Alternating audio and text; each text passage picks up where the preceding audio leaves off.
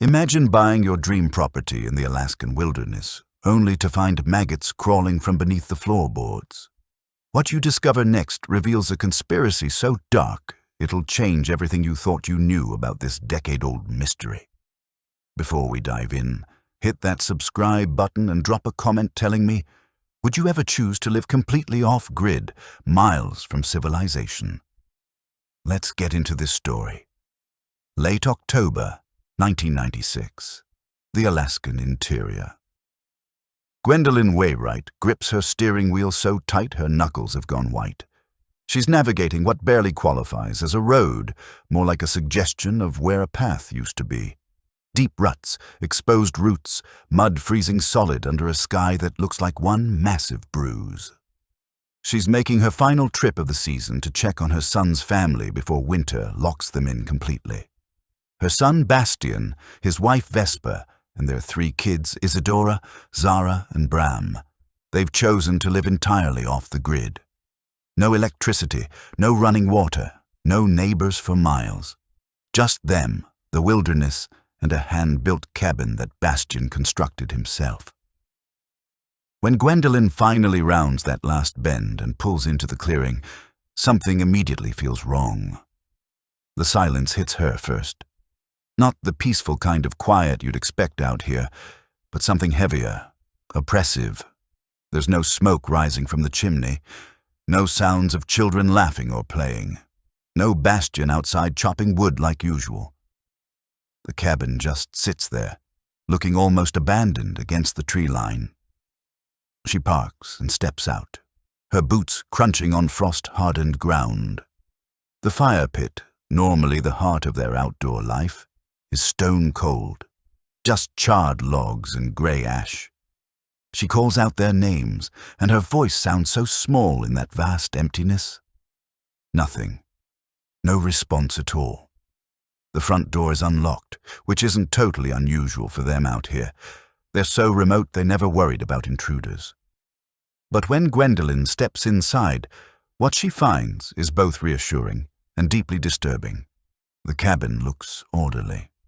Too orderly, actually. Winter supplies are neatly stocked along the walls. Dried meats, canned goods, firewood, all arranged like they were planning to stay. Clothing is hung up. Dishes are clean and put away. Everything looks exactly as it should for a family preparing for the long winter ahead. Except the family is gone. All 5 of them.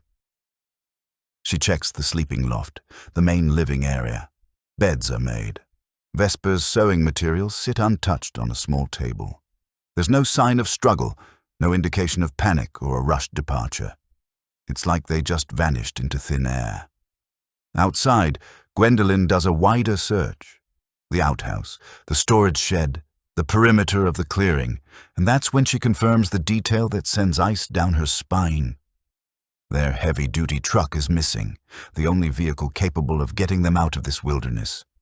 Without that truck, they couldn't have gone, far on foot, especially not with 3 young children, yet they're nowhere to be found. No note on the kitchen table, no explanation, nothing. After an hour of frantically searching and calling until her voice gives out, Gwendolyn realizes she needs help. She forces herself back into her vehicle and begins that long, agonizing drive back towards civilization, her mind racing through every possible scenario. The moment she reaches the nearest settlement, she contacts the Alaska State Troopers. She reports the entire Pasternak family missing and provides them with a recent photograph. In it, you can see all 5 of them smiling in front of their cabin. Bastian stands tall in a plaid flannel shirt and wide-brimmed hat. Vesper crouches beside him wearing a distinct coral shirt and mustard-yellow pants. The 3 blonde kids beam between them, the campfire gently smoldering behind them. It's a portrait of contentment, of a family living their dream. Now it's a haunting image of people who've simply disappeared. Now, the disappearance triggers an immediate response from the state troopers, but here's the thing. The response is entirely shaped by assumptions, by statistics, by what usually happens when people go missing in the Alaskan wilderness. The Pasta Sternak homestead is profoundly remote. It's late October, winter is coming fast, and critically, the family's vehicle is missing. So investigators quickly develop a theory. They assume the family attempted a late-season supply run, maybe decided to head toward town before the snow made the tracks impassable. Somewhere along that dangerous route, they encountered disaster. A vehicular accident, a breakdown, getting stranded. In Alaska, a simple mistake can turn fatal fast. The terrain is brutal. Washouts, rockfalls, mudslides. It all seems like the most logical explanation. Based on this assumption, a massive search and rescue operation launches. We're talking hundreds of square miles of dense forest, winding river valleys, steep mountain passes. Helicopters and fixed-wing aircraft fly low-grid patterns over the landscape. The rhythmic thud of rotor blades echoes through valleys as pilots scan below for any sign of that missing truck. A glint of metal, tire tracks veering off-path, remnants of a makeshift camp. Anything. On the ground, teams of volunteers and trained search and rescue personnel push through thick underbrush, navigate icy streams, battle deteriorating weather. Mud freezing into iron-hard ruts, the first snow starting to fall. It's exhaustive. But it's entirely focused on finding a stranded family or an accident site. Meanwhile, investigators do examine the cabin, but their approach is completely shaped by their belief that the critical event happened elsewhere. They're not looking for a crime scene. They're looking for clues about where the family might have been headed. The examination is cursory. They walk through, document what Gwendolyn found. They note the stocked supplies, the general orderliness. No forced entry. The door was unlocked. No blood, no overturned furniture, nothing suggesting violence inside the home. To them, it looks exactly like a family that stepped out and never came back. Because it's not classified as a crime scene, the cabin isn't processed with any forensic rigor. No fingerprinting, no trace evidence collection, no detailed structural examination. They check the rooms, the closets, the immediate exterior. But here's what they don't do. They never inspect the shallow crawl space beneath the floorboards, those panels in the flooring that provide access. Never opened, never examined. The focus stays entirely on the wilderness outside. Gwendolyn is furious about this. She vehemently objects to the direction of the investigation. She argues that authorities are fundamentally misunderstanding her son. Bastian wasn't some reckless amateur playing at wilderness living. He was an expert survivalist, deeply attuned to the environment, meticulous in his planning. He knew that land intimately and respected its dangers. The idea that he'd drive his family into obvious hazard this late in the season, or that he couldn't survive if the truck broke down, it seemed impossible to her. She presses investigators to look closer at the homestead, to consider other possibilities beyond a simple accident. But her concerns are dismissed. She starts to feel a growing bitterness, convinced the troopers are lazy, unwilling to dedicate resources because her son's family lived an unconventional lifestyle. In their eyes, she feels like they're just another group of dreamers swallowed by the bush. People who chose the wilderness and therefore accepted the risks. As days turn into weeks, the weather gets worse. Heavy snow starts falling, blanketing everything, obscuring any potential clues. Temperatures plummet. Survival in the open becomes impossible. The extensive search efforts are called off. The disappearance of Bastian, Vesper, Isidora, Zara, and Bram Pasternak is officially categorized as a likely tragic accident. Death by misadventure. With the official search concluded and the wilderness locked in ice, the case goes cold, literally buried under snow and the weight of official assumptions. Gwendolyn is left alone with her grief and unanswered questions. But here's what she does. She refuses to accept they're gone forever. She takes on the responsibility of maintaining that cabin. Several times a year, she makes that arduous journey, ensuring the structure stays sound, the clearing stays maintained. She's clinging to hope that someday they'll return to the home they built. That cabin becomes a silent vigil in the wilderness, a physical manifestation of her grief and her refusal to accept the official story. 10 years pass. From 1996 to 2006. No sightings of the family, no trace of the truck, no leads. The case just sits there, a file gathering dust in the cold case unit. For Gwendolyn, it's been a slow erosion of hope. The journey to the homestead becomes increasingly difficult. She's aging, the physical labor of repairs is exhausting, the financial cost adds up. But more than that, the emotional toll is devastating. The cabin, once a symbol of her son's dream and her hope, has become a monument to a tragedy she can't define or understand. In the summer of 2006, Gwendolyn reaches a breaking point. She's exhausted. She needs closure. She makes the painful decision to sell the property. She just doesn't have the energy anymore. The listing attracts a specific kind of buyer, people seeking extreme isolation, the challenge of off-grid living. Among them is Arlo Finch, a man with experience in carpentry and remote construction. He sees potential in the Pastor Sternak homestead. He's aware of the property's history, but his interest is pragmatic. He arranges to visit and conduct a thorough inspection of the cabin's structural integrity. Finch arrives on a bright July afternoon. The cabin, despite showing age and weathering, remains solid, a testament to Bastian's craftsmanship and Gwendolyn's upkeep. Finch begins his inspection systematically. Foundation, walls, roof. He moves with the practiced eye of a builder, assessing strengths and weaknesses. Inside, the air is still and musty, heavy with aged wood and dust. He examines floor joists, the wide wooden planks, testing for rot or insect damage. Moving slowly, deliberately, documenting everything. When he moves into a corner of the main living area near the wood stove, he notices something off. The flooring here looks slightly warped. The planks are uneven, subtly different from surrounding boards. There's dark grime accumulated near the baseboard. At first, he thinks water damage, mold, years of dirt. He kneels down, runs his hand over the rough wood, testing it. As he shifts his weight, his eye catches movement. Near the seam between floor and wall, a small white form wriggles against the dark wood.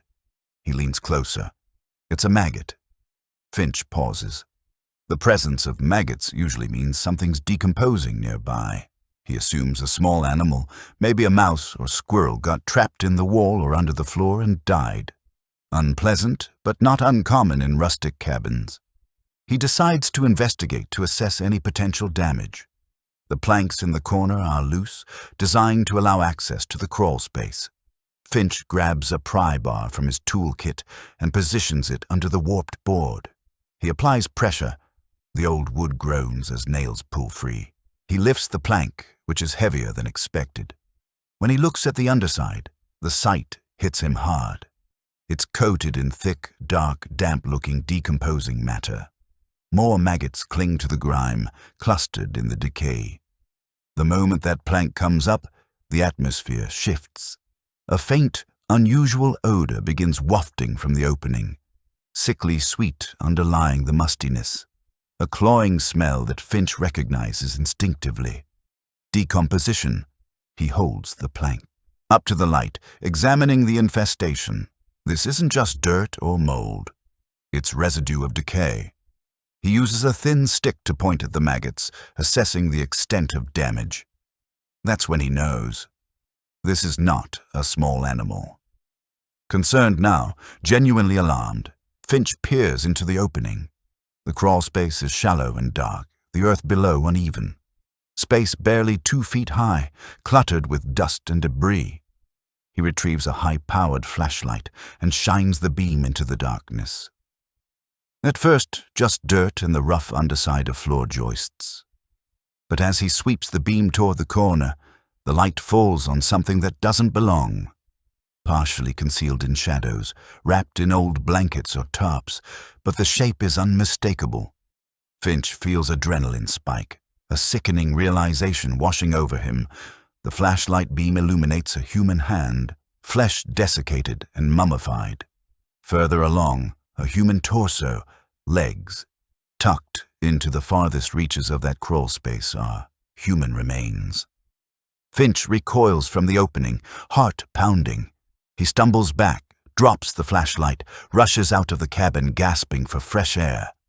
The silence of the cabin suddenly feels heavy, sinister. He quickly gathers his tools and leaves, securing the door.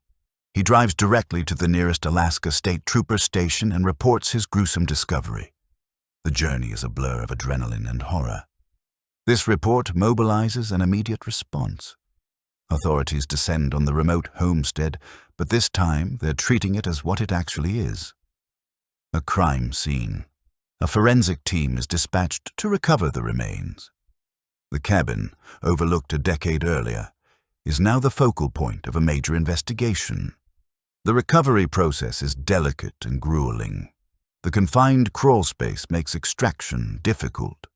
The team has to remove several sections of flooring to access the body.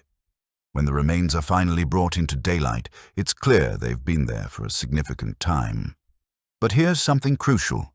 The cold climate of the Alaskan interior, particularly the consistently low temperatures in that insulated crawl space, significantly slowed decomposition.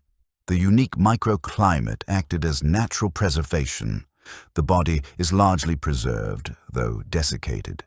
This discovery shatters the long-held assumption that the family vanished in the wilderness. The mystery has turned inward, focused on the cabin itself. The remains are transported to the state medical examiner's office for autopsy and identification. Through dental records, authorities confirm the identity. It's Vesper Pasternak. The mother has been found concealed beneath the floor of her own home. Now the critical questions become, where are Bastian and the 3 children, and who is responsible for Vesper's death? The discovery instantly transforms the decade-old mystery into a homicide investigation. That narrative of tragic accident evaporates. In its place is grim reality. Vesper was murdered and deliberately concealed in her home. The case is reopened, assigned to the Alaska State Troopers' Major Crimes Unit. New level of seriousness, new resources. The investigation falls to Detective Daxon Hughes, a seasoned investigator known for meticulous attention to detail and deep empathy for victims. Hughes approaches this cold case with urgency the initial investigation lacked. As a father himself, he's particularly troubled by the fate of 3 missing children. He understands the profound implications. If the mother is dead, the fate of the father and children is cast in much darker light. First priority is determining cause of death. The medical examiner conducts a detailed autopsy using advanced forensic technology available in 2006. Despite 10 years passing, the findings are clear. Vesper died from a single gunshot wound to the chest. Trajectory and nature of the wound indicate close-range confrontation. Manner of death is unequivocally homicide. While the autopsy proceeds, the forensic team continues processing the cabin. They meticulously search the crawl space where Vesper's body was found, treating it as the primary crime scene, every inch examined under high-intensity lights. During this detailed examination, they make a critical discovery. Concealed near where the body had lain, tucked into a recess in the stone foundation and wrapped in deteriorating oilcloth, investigators find a firearm. A hunting rifle, rusted and corroded from years in that damp environment, but still recognizable. Discovery of the murder weapon at the scene is a major breakthrough, providing direct link between victim and perpetrator. The rifle is immediately transported to the state crime lab. Ballistics testing confirms it's the weapon used to kill Vesper. The trajectory and impact match autopsy findings. More significantly, the serial number, though partially obscured by rust, is traceable. The weapon is registered to Bastian Pasternak. The evidence seems to paint a clear, damning picture. Vesper murdered in her home, killed with her husband's gun, concealed beneath the floorboards. Bastian and the 3 children still missing, along with the family truck. The logical conclusion feels inescapable. Bastian murdered his wife, hid her body, and fled with the children. The focus shifts dramatically. Bastian, the presumed victim of wilderness accident, becomes the prime suspect. The theory evolves from general mystery to specific scenario of domestic homicide and abduction. Motivation remains unclear. Maybe a domestic dispute that escalated, pressures of isolated lifestyle finally breaking him, or planned execution. But the evidence strongly suggests Bastian is responsible. Hughes initiates a widespread manhunt. The search expands beyond Alaska, encompassing the entire North American continent. The children, if still alive, would now be young adults. Isidore would be 20, Zara 18, Bram 16. Hughes disseminates age-progressed images and alerts across the United States and Canada, focusing on communities known for off-grid living or anonymity. Places where Bastian might blend in, avoid detection. The search is complicated by time passage and possibility of aliases. As the manhunt mobilizes, Hughes turns attention to understanding the family's background, looking for clues that might explain motive. He conducts a lengthy interview with Gwendolyn. She's devastated by confirmation of Vesper's death and suspicion now cast on her son. She vehemently defends Bastian, insisting he was devoted husband and father, incapable of such violence. She reiterates her frustration with the initial investigation, arguing authorities are once again rushing to judgment, focusing on easy explanation rather than complex reality. During this interview, Gwendolyn reveals details about the family's life previously overlooked or deemed irrelevant. She describes challenges of off-grid living, but also their deep connection to the land. Then she mentions something specific that catches Hughes' attention, a detail inconsistent with the narrative of sudden, violent outburst. In the months leading up to the disappearance, her youngest grandson, Bram, had been suffering from unexplained chronic illnesses. The 6-year-old experienced severe lethargy, persistent skin rashes, debilitating digestive issues. Symptoms were alarming, baffling the family and local doctors consulted during rare trips to town. Gwendolyn explains that Bastian became intensely focused, almost obsessed with their environment. He was convinced something in the land or water was making his son sick. He believed they were being poisoned. She describes how Bastian began meticulously testing their well water and soil around the homestead. He collected samples, conducted rudimentary tests, documented findings in detailed notebooks. He was attempting to identify the contamination source, convinced it was key to saving his son.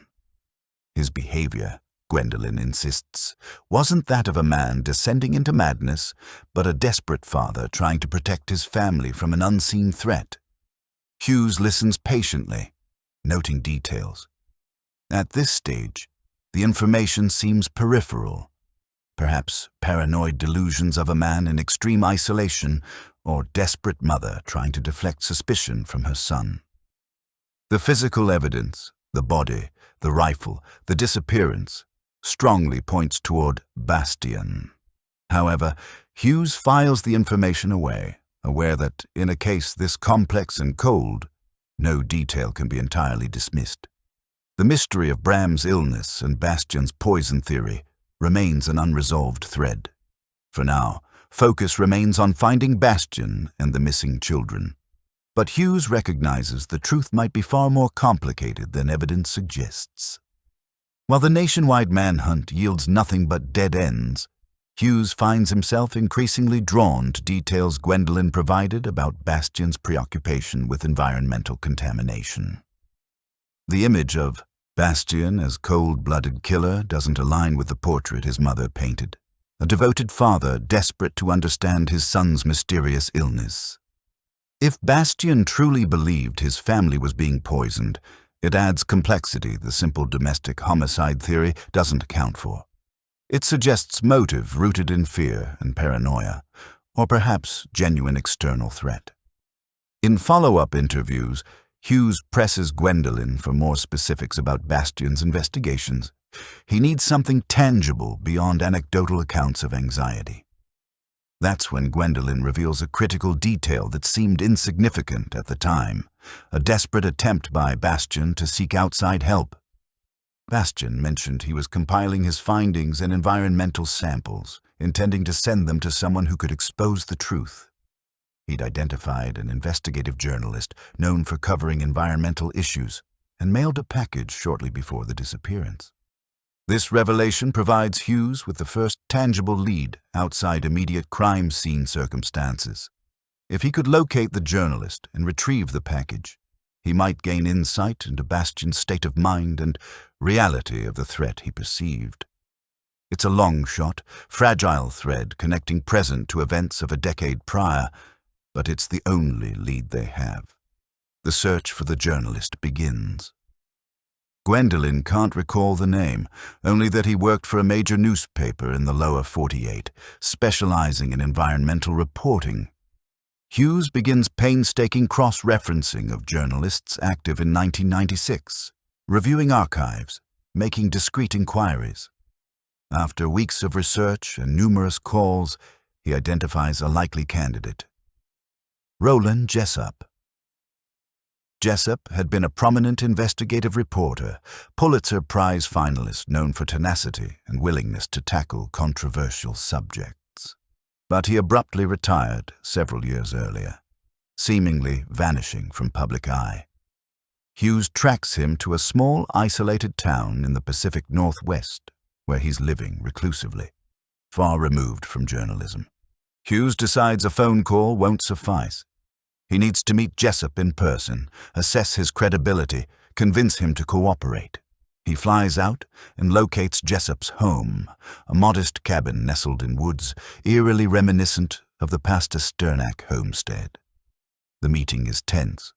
The retired journalist is initially reluctant to speak, appearing guarded, anxious, dismissive of inquiries.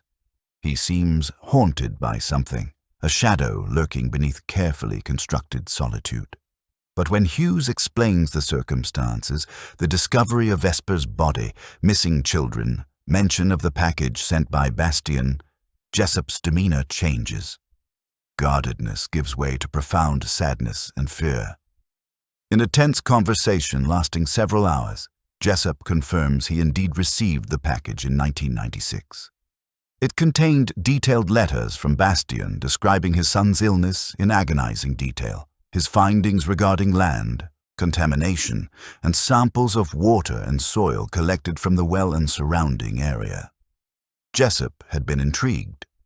Details Bastian provided were compelling, suggesting serious environmental issue. He began initial investigations, planning to have samples analyzed and travel to Alaska to meet the family. However, shortly after he started making inquiries, the situation turned sinister. Jessup reveals he received anonymous, menacing threats, not vague warnings, but specific, credible threats against his family.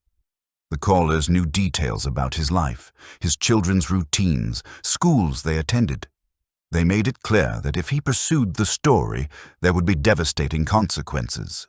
The threats were sophisticated, indicating surveillance level that terrified him. Terrified, Jessup immediately dropped the investigation. He never published the story, never contacted Bastian again. The decision haunted him for a decade, contributing to his early retirement and retreat from the world. But he couldn't bring himself to destroy the evidence. Secretly, driven by lingering guilt and professional responsibility, he retained Bastian's letters and original samples, storing them securely where they remained untouched for 10 years. Hughes realizes profound implications. If someone went to such lengths to silence the journalist, it suggests Bastian's poisoning claims weren't paranoid delusions, but real and dangerous discovery. The conspiracy is larger than imagined, involving individuals capable of intimidation and violence. Hughes retrieves the evidence from Jessup. The package is transported under tight security to a specialized laboratory for comprehensive analysis using advanced forensic technology available in 2007. The results are alarming. Water and soil samples contain extremely high concentrations of toxic heavy metals. Lead, mercury, arsenic, far exceeding safe levels. More significantly, analysis identifies presence of specific chemical compounds, specialized solvents not commonly found in natural environment. The discovery validates Bastion's claims and shifts investigation focus again. The land was poisoned. Motive for murder might not be domestic conflict, but attempt to cover up contamination to silence the family that discovered the truth. The laboratory identifies chemicals as types commonly used in industrial extraction processes. Hughes begins investigating potential contamination sources. Primary suspect is Alaska Petrox, a major oil and gas extraction company with operations about 50 miles from the homestead. Possibility of illegal dumping, common practice in remote regions to avoid disposal costs, becomes primary focus.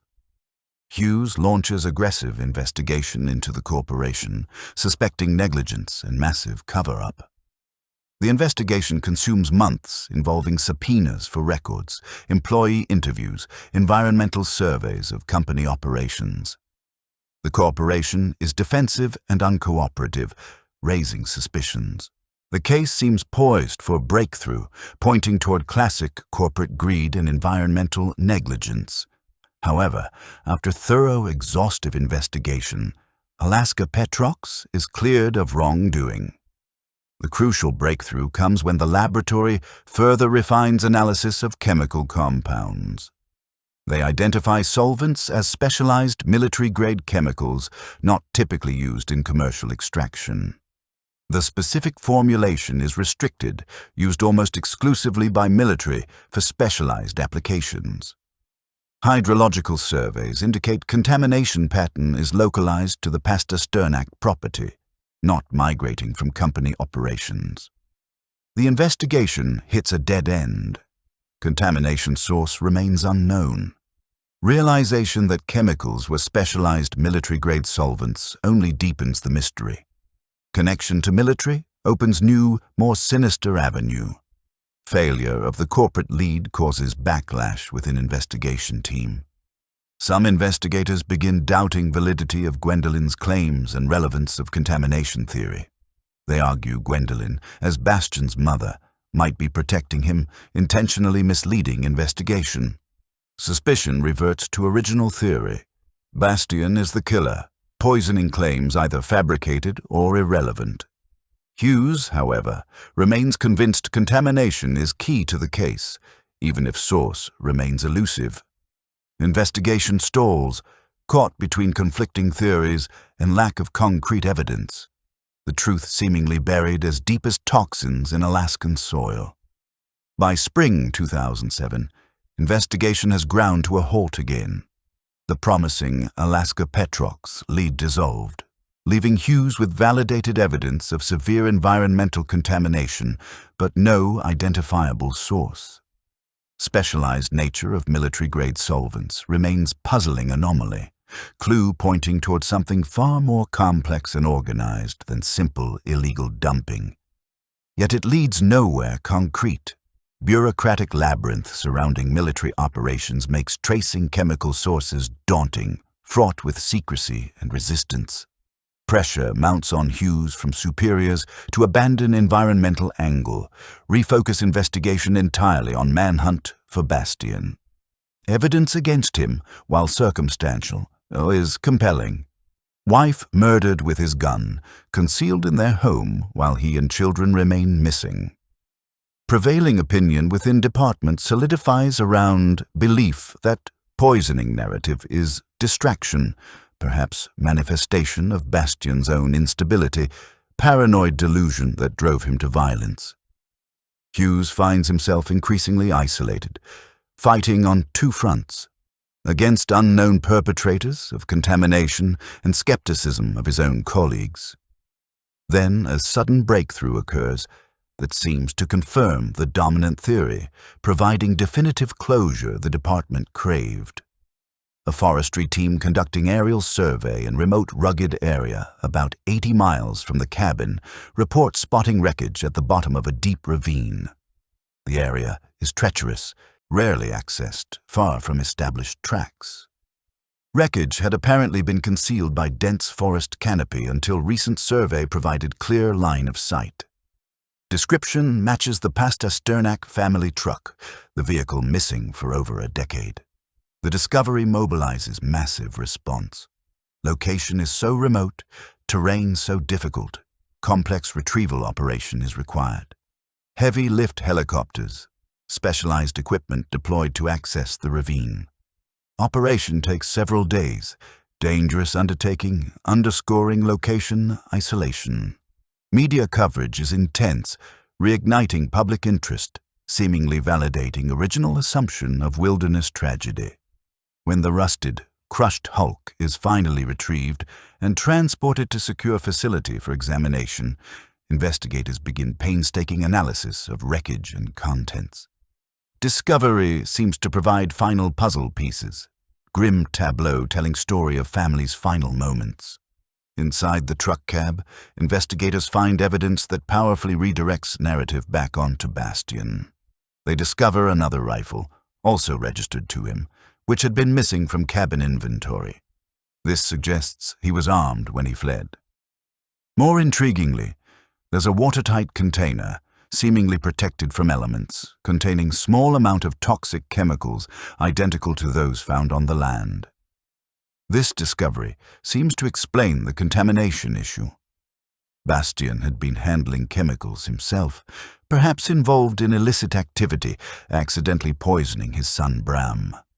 More significantly, clothing belonging to the 3 children, Isadora, Zara, and Bram, is found scattered within wreckage. No human remains at the site, but presence of children's clothing suggests they'd been in the truck at crash time. Evidence seems to corroborate tragic scenario. Bastian, perhaps driven mad by guilt over accidentally poisoning his son, or simply unstable, murdered Vesper, hid her body, left murder weapon in crawl space, then fled with children. Overwhelmed by his actions and hopelessness of his situation, he drove the truck off the cliff, killing himself and children in final act of desperation. Absence of remains attributed to impact severity and scavengers over the decade. For the department, case seems solved. Discovery of truck and evidence within provides neat resolution. Narrative of murder-suicide driven by off-grid living pressures and accidental poisoning is compelling, seemingly supported by evidence. Department prepares to close the case, pending final evidence review. Detective Hughes, however, finds discovery deeply unsettling. While evidence seems to fit narrative, circumstances of discovery feel too convenient, too perfectly timed. After months of investigation leading nowhere, sudden appearance of truck containing exactly the evidence needed to implicate Bastian and absolve unknown poisoners strikes him as highly suspicious. It's narrative that ties up all loose ends, confirms prevailing theory, buries truth about contamination. He begins meticulous review of crash site analysis and forensic examination of truck. He focuses on crash physics, vehicle trajectory, impact damage. What he finds contradicts official narrative. Impact damage isn't consistent with vehicle driven off cliff at speed. Crush pattern suggests lower velocity impact, more consistent with vehicle pushed or rolled off edge. Deformation pattern doesn't align with freefall physics. Furthermore, terrain analysis at ravine top, preserved in hardened earth, indicates truck had been stationary before going over. No signs of acceleration or braking, no skid marks indicating vehicle traveling at speed. Hughes concludes truck had not been driven off cliff. It had been pushed. Crash wasn't accident or suicide. It was staged. Hughes becomes convinced truck had been intentionally placed in ravine, perhaps moved from another location where it was concealed for the decade. Evidence: the rifle, chemicals, children's clothing, deliberately planted to implicate Bastien and shut down inquiry into poisoning. This realization suggests sophisticated adversary, someone with resources and motivation to orchestrate elaborate cover-up, someone actively monitoring investigation, manipulating it from shadows. If crash was staged, it means Bastien likely isn't the perpetrator, but another victim. And it means true killers are still out there, organized, ruthless, capable of operating with impunity in vastness of Alaskan wilderness. Mystery deepens, pointing toward conspiracy far more sinister than domestic homicide. Hughes realizes the danger he's in. He keeps suspicions quiet, aware that if right, he's investigating not just murder, but sophisticated cover-up that might involve powerful interests. Interests that already demonstrated willingness to kill, to protect secrets. Hughes, now operating almost entirely on own intuition against prevailing department consensus, knows the key lies not in staged accident, but in origin of military-grade solvents. Presence of those chemicals on the land in sophisticated effort to frame Bastien point toward organization with significant resources, desperate need to protect lucrative secret. Staged crash is clear indication forces behind poisoning aren't only aware of investigation, but actively manipulating it. He decides to focus investigation entirely on toxin source. Specialized nature of solvents suggests military origin. Realization that narrows inquiry scope but significantly raises stakes. Hughes begins arduous task of tracing chemical signatures back to manufacture and distribution point. He cross-references compounds with military procurement records from mid-1990s, task complicated by bureaucracy and classified information. He bypasses standard channels, utilizing contacts within Military Logistics Command to access needed data, working discreetly to avoid alerting conspirators. Investigation focuses on military bases within several hundred-mile radius of Homestead. He analyzes disposal manifests for hazardous materials, looking for anomalies or discrepancies indicating illegal dumping. Tedious process involving review of thousands of documents, forensic accounting exercise requiring meticulous attention to detail. After weeks of exhaustive research, he finds it. Massive discrepancy in disposal manifests from nearby military base dated 1996. Record shows contract worth $3.4 million for disposal of large quantity of hazardous materials, including specific solvents found on the land. Contract indicates materials transported to specialized disposal facility in lower 48. Job signed off as completed. Paperwork impeccable, seemingly legitimate. However, when Hughes contacts designated disposal facility, their records show no evidence of materials ever arriving. Chain of custody broken. $3.4 million paid out, but hazardous waste vanished. Discovery confirms Hughes' conspiracy suspicion. Military waste illegally dumped in Alaskan wilderness. $3.4 million disposal fee embezzled. Contamination of Pastasternak land wasn't accidental, but result of calculated criminal enterprise. Hughes now has motive for murders. Bastien discovered illegal dumping operation, attempts to expose it, culminating in package sent to Roland Jessup, cost him and his family their lives. He focuses on identifying individuals responsible for embezzlement scheme. He traces authorization for disposal contract, oversight of operation. He identifies 3 officers who orchestrated scheme, pocketed funds. Colonel Cyrus Broderick, ringleader, Major Terran Forrester, logistics officer who falsified manifests, Captain Ephraim Lynch, who oversaw physical dumping. These weren't low-level operatives, but high-ranking officers with significant influence. Respected, influential figures within military and community. all three still active in military or moved into lucrative private sector positions, leveraging connections and stolen wealth. Their careers built on foundation of corruption and murder. Hughes realizes the danger he's in. He's investigating powerful men with history of violence, resources to cover tracks. He begins investigating officers discreetly, gathering evidence of financial activities, movements in 1996. He places them under surveillance, monitoring communications, looking for any sign of panic. As Hughes closes in, conspirators realize their cover-up is failing. Recent staging of truck, intended to close case, instead reinvigorated investigation. They recognize Detective Hughes is getting dangerously close to truth. They decide to escalate efforts, focusing on the person who kept case alive for a decade, person who initiated chain of events now threatening to expose them. Gwendolyn Wainwright. Hughes had been maintaining regular contact with Gwendolyn, updating her on progress, ensuring her safety. When he attempts to contact her one evening to discuss new developments, she doesn't answer. He tries repeatedly over several hours. Calls go unanswered. Sense of dread settles over him. Gwendolyn always answered his calls. He drives to her home, small house on outskirts of nearest settlement.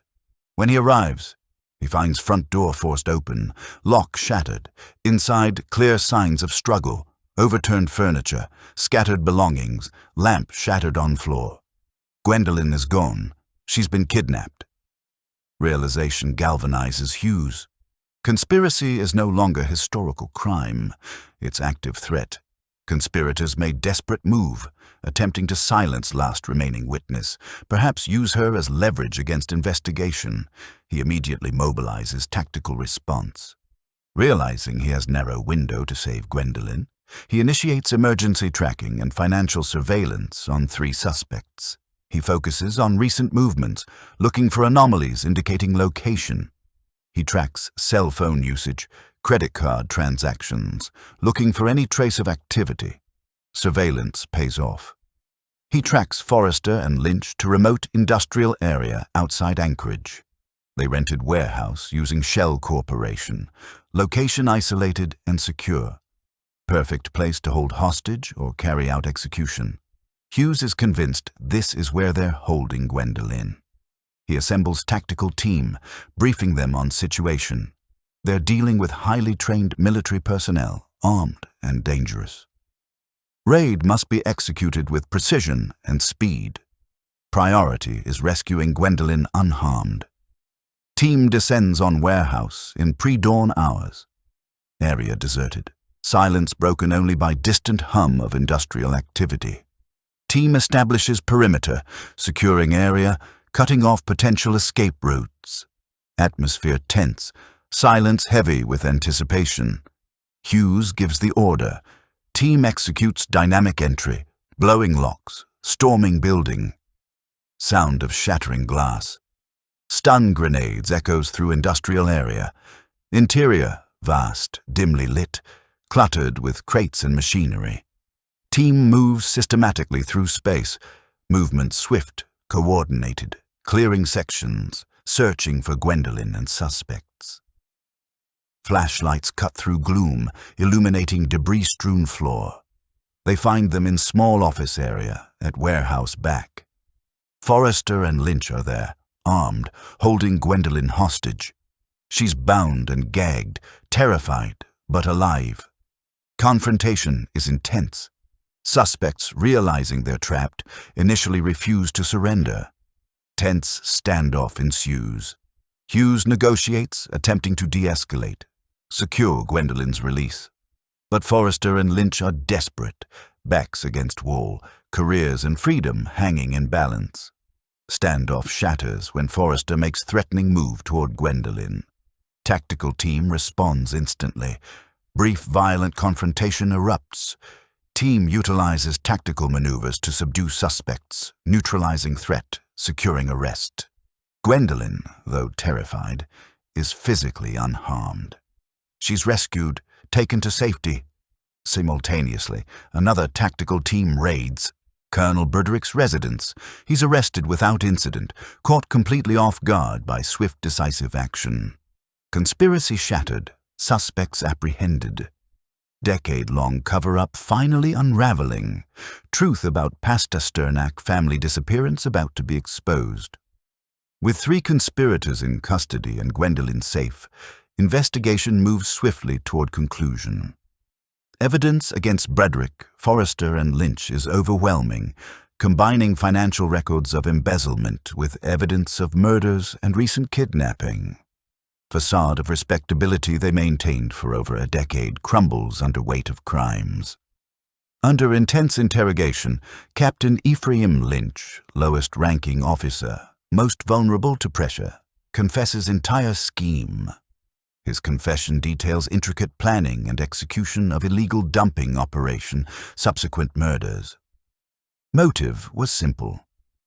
Greed. Desire for $3.4 million disposal fee that superseded any sense of duty or morality. Lynch confirms they illegally dumped military waste in remote area of Alaskan wilderness. Choosing location so isolated, discovery seemed impossible. They didn't realize toxic waste would leach into groundwater, contaminating Pastor Sternak homestead downstream, poisoning young Bram. But in fall 1996, their operation was compromised. Bastian, while hunting deep in woods, stumbled upon their active dumping site. He witnessed them unloading barrels of hazardous waste. Realizing extent of illegal operation and source of his son's illness, conspirators knew they had to silence him. They captured Bastian on the spot, murdering him in brutal execution carried out with cold efficiency. They buried his body near a dump site in location so remote and contaminated they believed it would never be found. Despite extensive searches based on Lynch's confession, Bastian's body was later deemed unrecoverable, lost to vastness of wilderness and hazardous conditions at site. To cover tracks, they used military connections to locate Bastian's cabin. They realized his family would soon realize he's missing, potentially leading investigators to dump site. They devised sinister plan to eliminate entire family, frame Bastian for murders, ensuring any investigation would focus on him, not on land contamination. That night, under cover of darkness, they descended on the cabin. They retrieved Bastian's hunting rifle from home. They confronted Vesper, murdering her with the rifle, calculated act designed to implicate him. They hid her body and weapon in crawl space, knowing cold environment would preserve evidence. They abducted 3 children, Isadora, Zara, Bram, witnesses to their mother's murder, presence of intruders. They took family truck, creating illusion Bastian fled with children. The children, deemed expendable in effort to protect conspiracy, were also eliminated. Lynch confessed they murdered children shortly after abduction. Confession led to final devastating discovery. Lynch led authorities to remote, heavily contaminated dump site. Area was wasteland littered with rusted barrels of chemical waste leaking toxins into soil and water. Environment bleak, vegetation stunted and discolored, testament to toxicity of chemicals leached into soil. Buried in shallow grave near hidden barrels, investigators recovered remains of 3 Pastor Sternak children, Isadora, Zara, Bram, victims of greed-fueled conspiracy, finally found. Recovery was somber, emotional event, confirming horrific fate of entire family. Colonel Cyrus Broderick, Major Terran Forrester, Captain Ephraim Lynch were charged and convicted of murders and massive fraud. Throughout trial, they showed no remorse, maintaining defiant silence, arrogance and entitlement evident throughout proceedings. They were sentenced to life in prison without possibility of parole. Gwendolyn finally had horrific answers she'd sought for over a decade. Resolution brought no peace, only profound grief of knowing truth. Her entire family destroyed, victims not of wilderness they cherished, but of systemic corruption, unimaginable greed of 3 men who valued money over human life. Wilderness hadn't claimed them, human depravity had. This case reveals something deeply unsettling about how far people will go to protect their secrets. 3 high-ranking military officers orchestrated not just an environmental crime, but the systematic elimination of an entire family. A father who was only trying to save his sick son. A mother murdered in her own home. 3 innocent children whose lives were stolen before they really began. All because they lived on land that happened to be downstream from a criminal operation. What makes this even more chilling is how close the truth came to staying buried forever. If Arlo Finch hadn't noticed those maggots, if Detective Hughes hadn't trusted his instincts when everyone else wanted to close the case, if Roland Jessup hadn't kept that evidence despite threats to his family, the Pastor Sternak family would have remained just another cautionary tale about the dangers of wilderness living. The official story would have stood unchallenged. 3 murderers would have enjoyed their stolen millions, their careers, their comfortable lives, built on the graves of 5 innocent people. This story asks us to consider how many other cases might be buried under official narratives. How many times have authorities taken the easy explanation instead of digging deeper? How many families have been failed by investigations that stopped too soon, assumed too much, dismissed concerns that deserved serious attention? If you found this story as compelling and disturbing as I did, make sure you hit that like button and subscribe to the channel for more deep dives into true crime cases that reveal the darker side of human nature. And I want to hear from you in the comments. After learning about this case, do you think we can ever truly trust that justice will prevail when powerful people are involved? Drop your thoughts below. Thanks for watching, and I'll see you in the next one.